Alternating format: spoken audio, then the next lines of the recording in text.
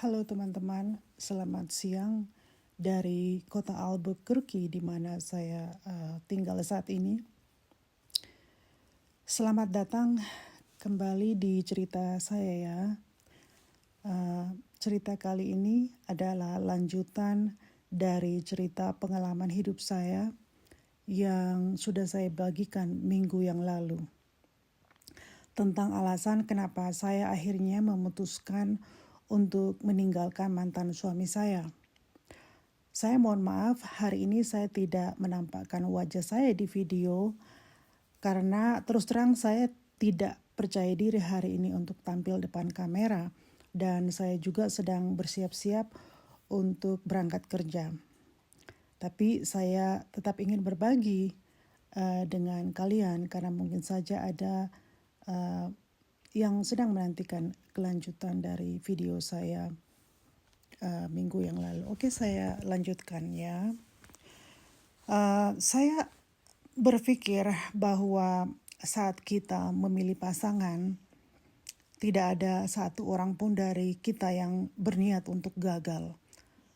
Semua orang yang menikah pasti punya harapan dan tujuan pernikahan mereka itu bisa bahagia, bisa bersatu sampai maut yang memisahkan, saling menghargai, saling menjaga, dan tentunya saling mencintai.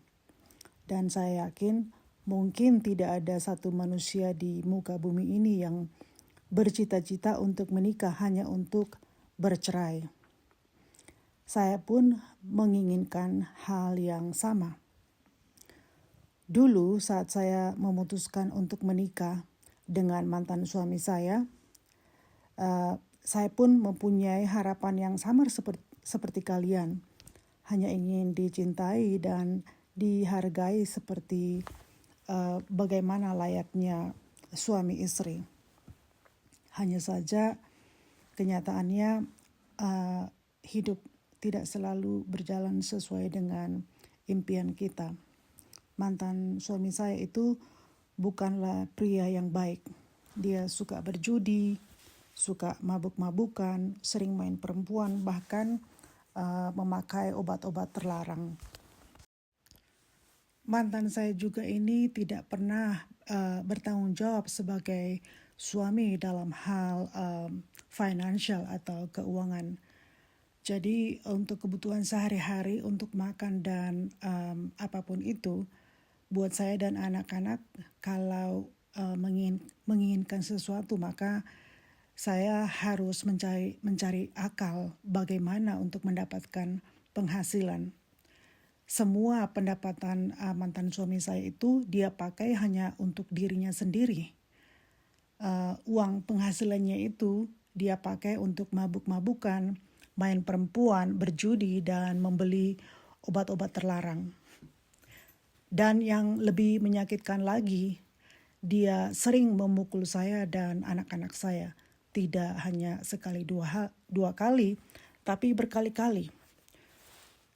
Beliau kalau sedang marah, apapun yang dihadapannya itu dia akan jadikan sebagai senjata untuk memukul saya dan anak-anak. Misalkan di depannya itu ada gelas, ada obeng atau ulekan cobek, maka dia akan jadikan itu sebagai senjata untuk memukul saya.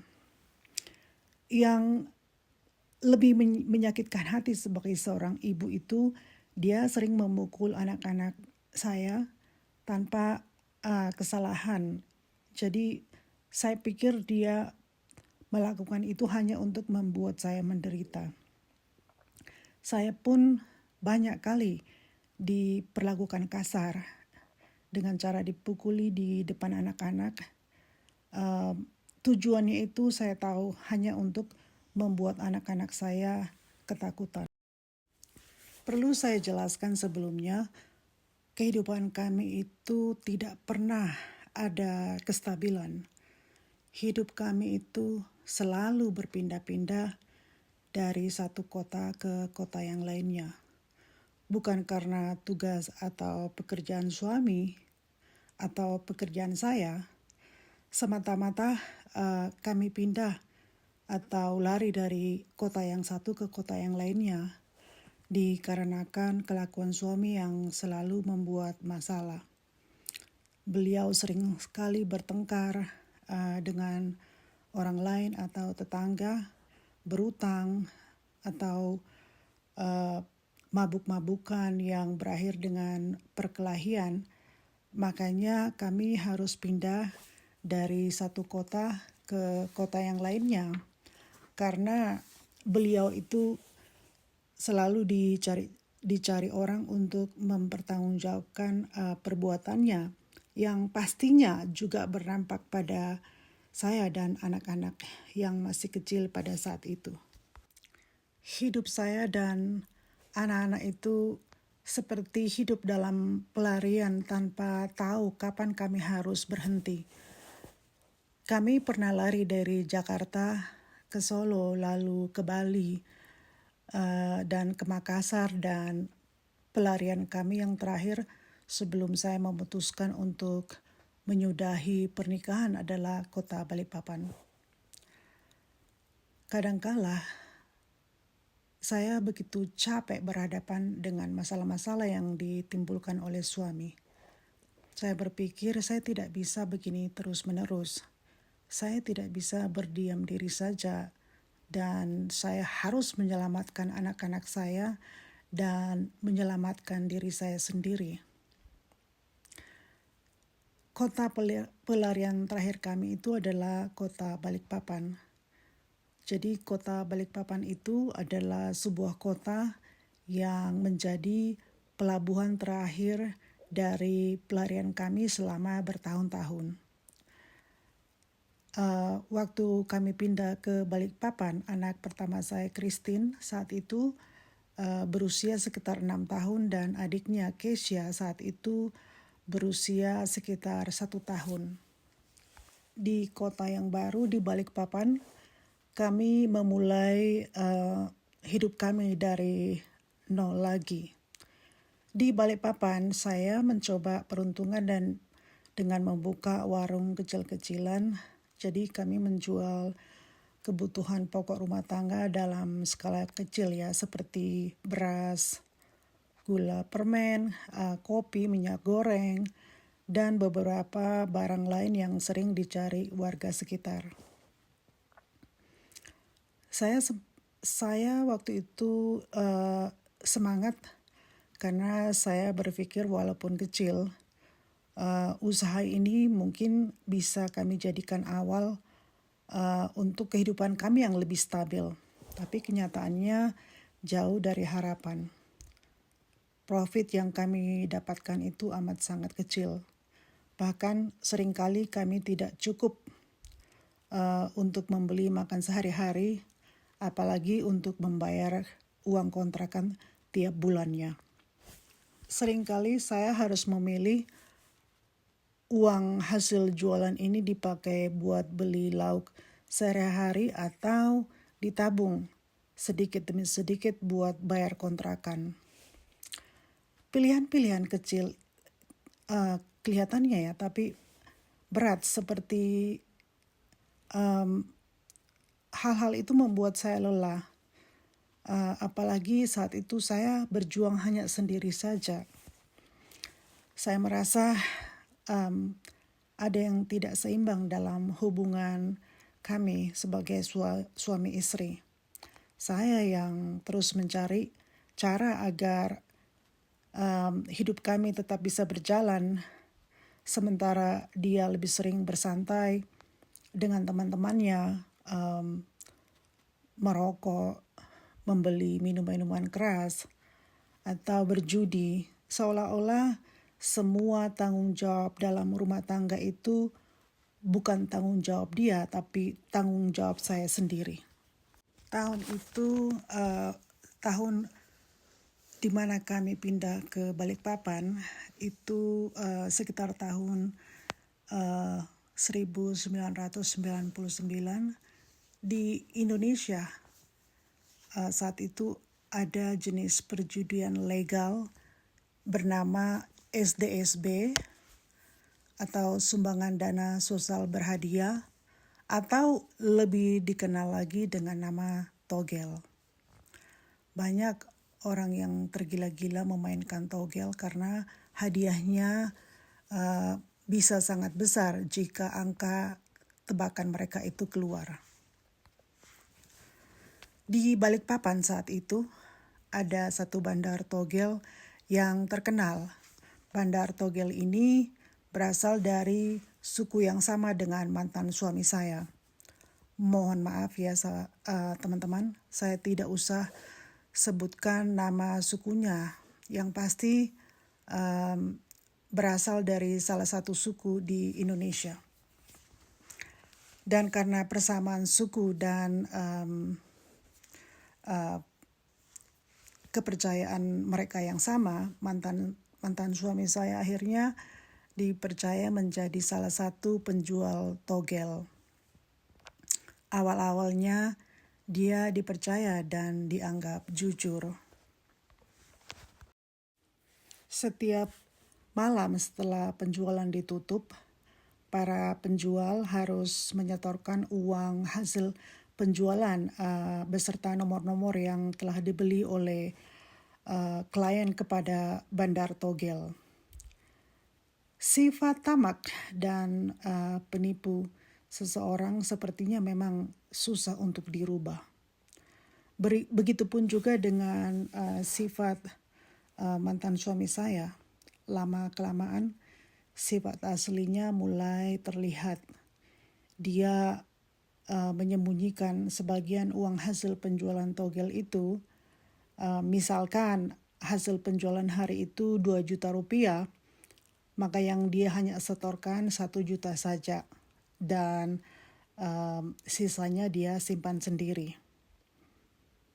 Saya tentunya marah dan berkata pada dia, jangan lagi mengulangi hal yang sama seperti hal-hal yang pernah dia lakukan di belakang, dan sebaiknya menjadi orang jujur saja. Tapi dia membentak saya dengan mengatakan kalau saya ini perempuan bodoh, perempuan dungu, dan saya tidak berguna.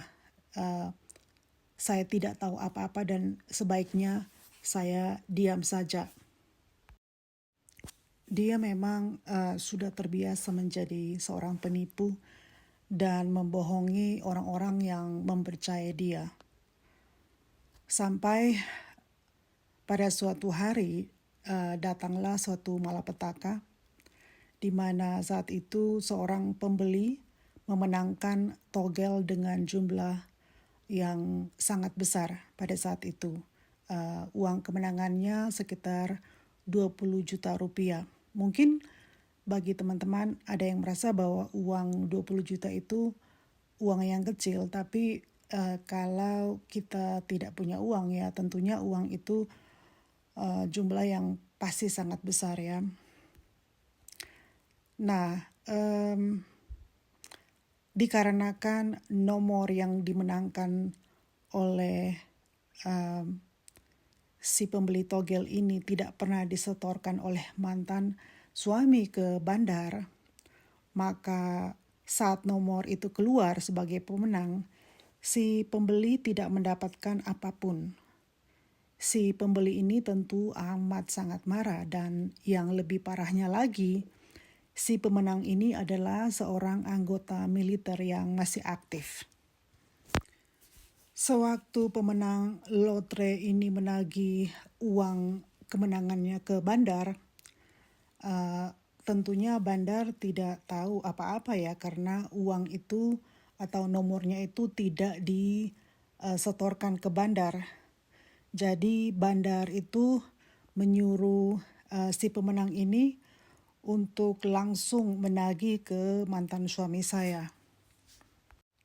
Mantan suami saya yang memang punya sifat pengecut dan tidak pernah bertanggung jawab dengan perbuatannya, akhirnya ketakutan dan dia merasa sudah menipu orang. Dia dengan gampangnya kabur begitu saja entah kemana berhari-hari meninggalkan saya dan anak-anak saya sendirian. Dan kami yang harus menanggung akibat dari perbuatan mantan ini. Saya harus berhadapan dengan si pemenang lotre ini yang tentunya mengharapkan uang dari hasil kemenangannya.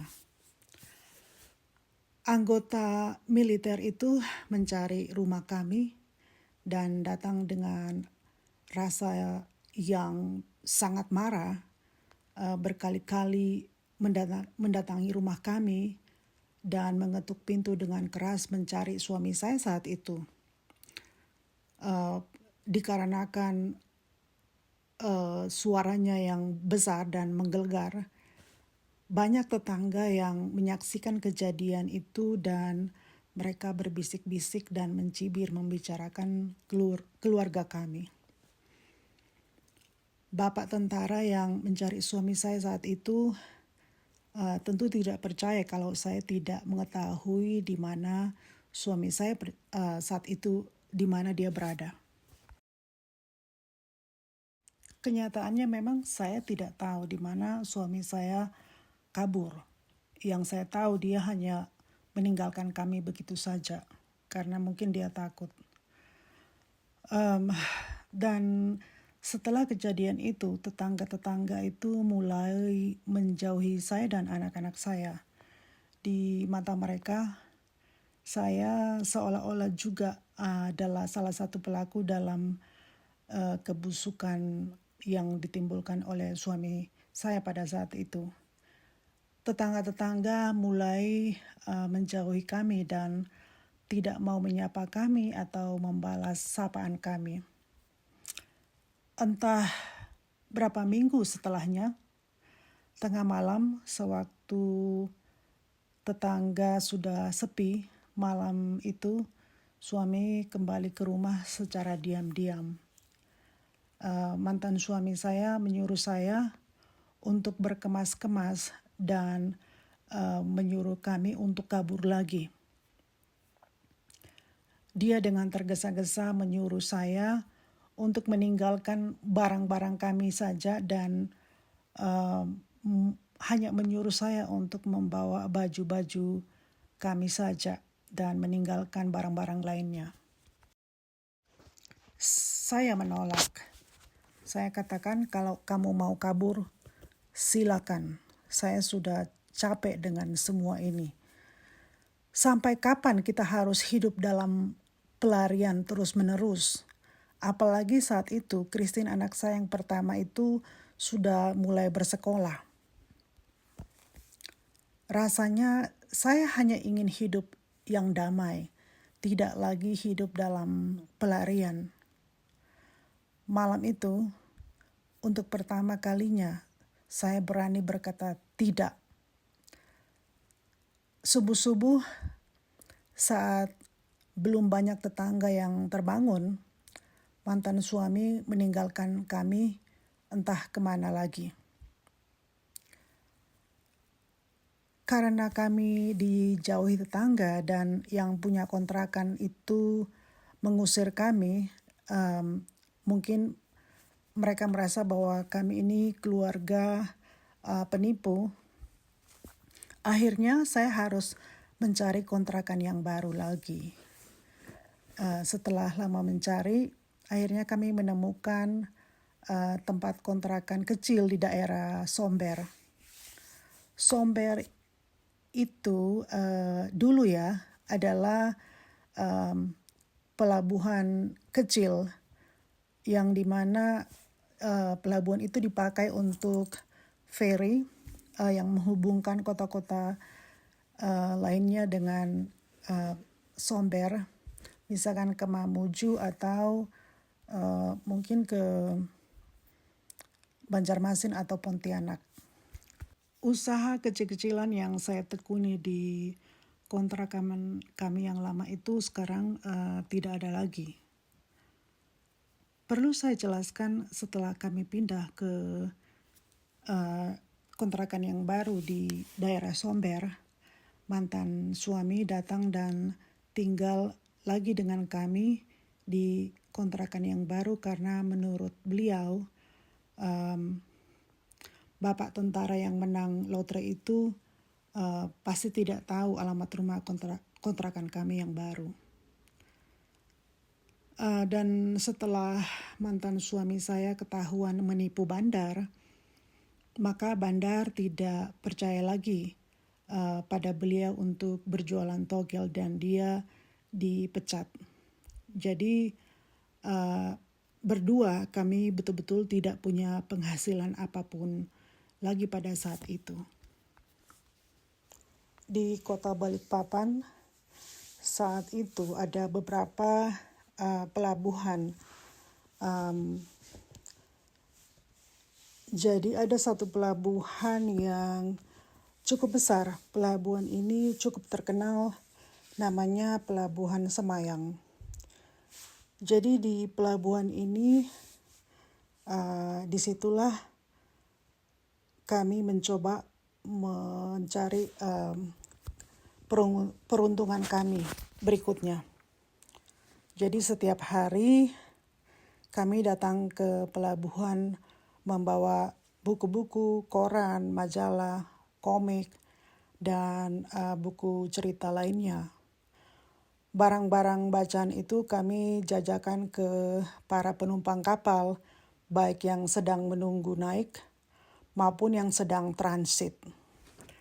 Perlu diingat buat teman-teman yang mendengarkan kisah saya, waktu itu belum ada internet seperti sekarang ya. Jadi belum ada media sosial, bahkan telepon genggam pun masih sangat langka. Jadi hiburan buat para penumpang kapal sangat terbatas.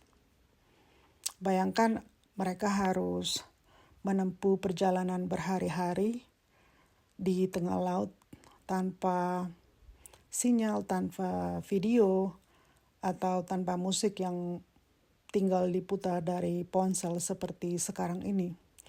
Jadi satu-satunya hiburan mereka saat itu hanya ya mungkin bacaan ya, koran, majalah, komik, buku cerita, apa saja yang bisa mengisi waktu dan mengusir rasa bosan mereka selama di atas kapal. Dan disitulah saya dan mantan suami berusaha mengambil peluang. Kami datang ke Pelabuhan Semayang membawa bacaan-bacaan, berharap ada penumpang yang tertarik membeli atau minimal menawar.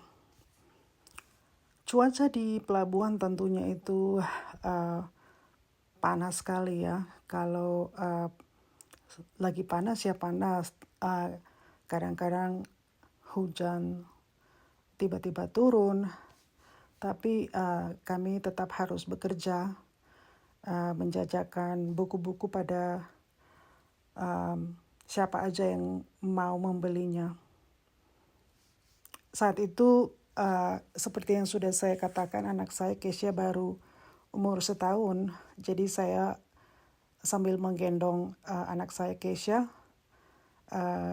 di tangan saya yang satu lagi buku dan koran, dan di samping saya anak saya Christine yang saat itu masih berusia 6 tahun.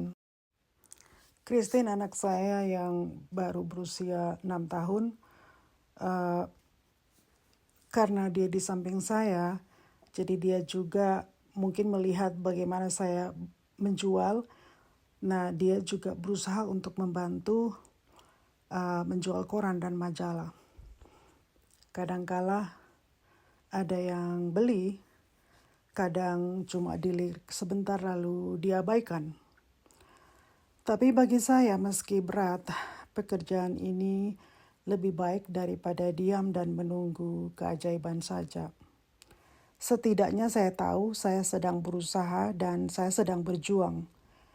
Memang itu bukan pekerjaan yang mudah, tapi saat itu kami tidak punya banyak pilihan. Bertahan hidup adalah prioritas kami pada saat itu.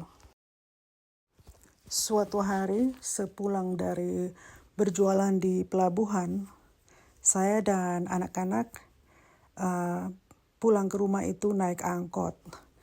Dan di dalam angkot itu kami duduk berseberangan dengan seorang tetangga kami, seorang bapak tua yang mungkin usianya sekitar 70 tahun. Beliau ini bekerja sebagai buruh panggul di Pelabuhan Semayang. Pekerjaan yang berat memang untuk usia setua itu, tapi beliau tetap semangat, tetap bekerja keras, sama seperti kami juga yang sedang berjuang.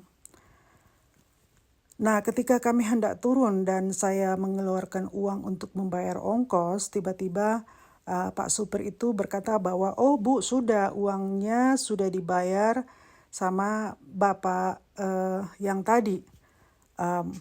Maksudnya tetangga kami. Memang Bapak tetangga kami ini dia sudah turun duluan dari angkot ya. Saya terdiam dan kaget. Bapak tua itu membayar ongkos kami diam-diam tanpa sepatah kata pun.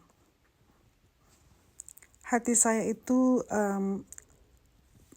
merasa sangat terharu karena di tengah hidup yang serba sulit, ternyata masih ada orang baik yang begitu peduli walau hanya lewat hal-hal yang kecil.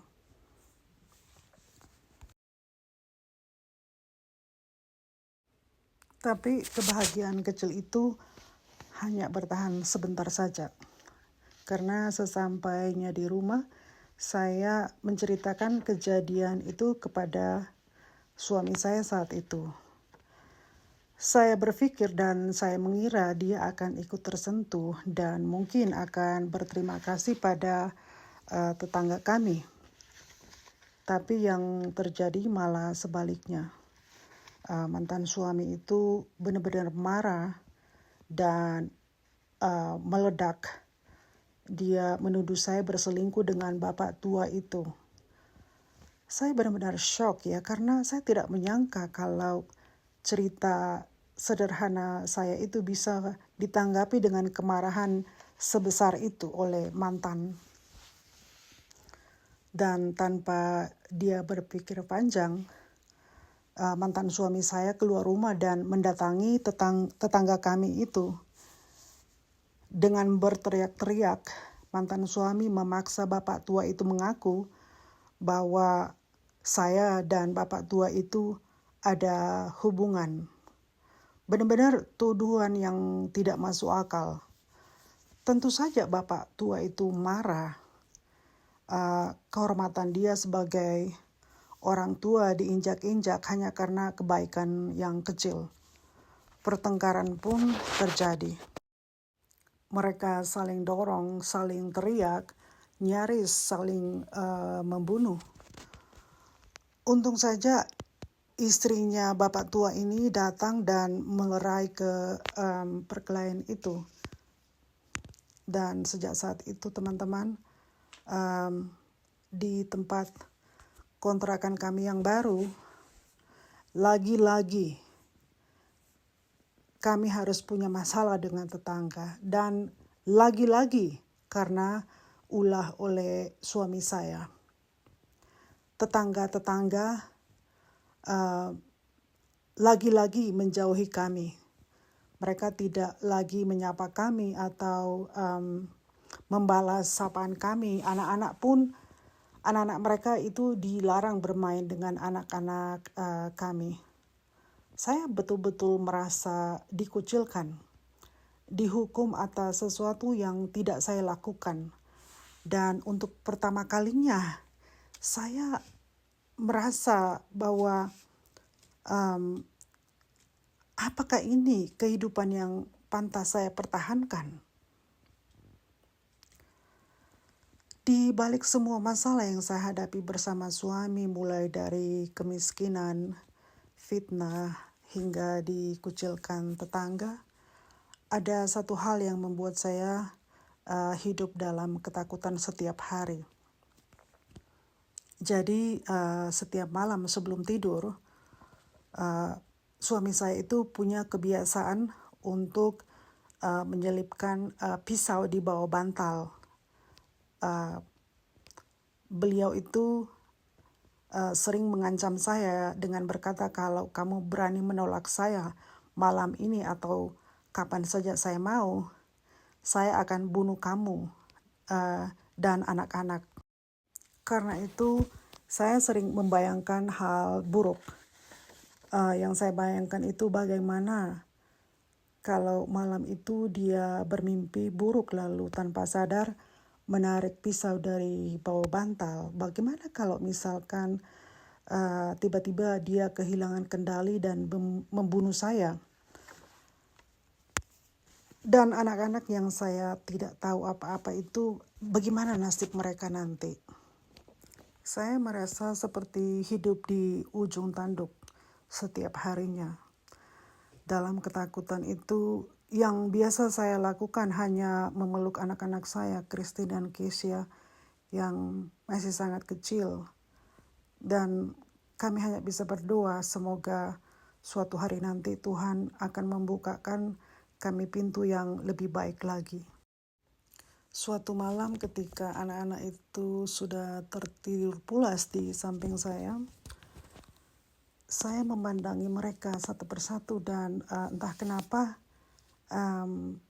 saat itu ada satu pikiran yang datang di benak saya. Bagaimana kalau suatu hari saya benar-benar mati di tangan suami? Yang saya rasakan bahwa itu bukan hanya kemungkinan, itu seperti ancaman yang benar-benar nyata. Setiap malam saya merasa bahwa saya hanya menghitung waktu saja atau tinggal tunggu giliran untuk mati di tangan mantan suami.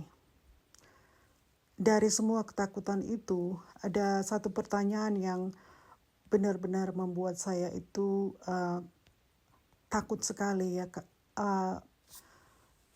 Pertanyaan itu adalah, kalau misalkan saya mati, lalu siapa yang akan menjaga anak-anak saya?